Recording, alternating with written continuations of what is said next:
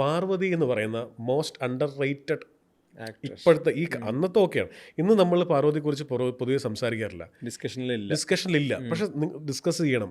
എന്ത് രസമാണ് അവർ ഓരോ കഥാപാത്രങ്ങൾ ചെയ്യുന്നത്.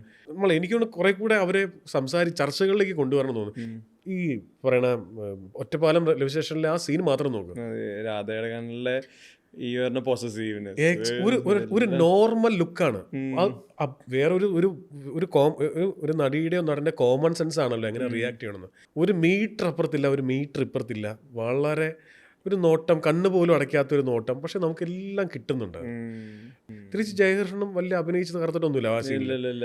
പരസ്പരമുള്ള നോട്ടത്തിൽ എന്തൊക്കെയോ അവര് ഒരു പക്ഷേ പറയാൻ പറ്റുന്നില്ല.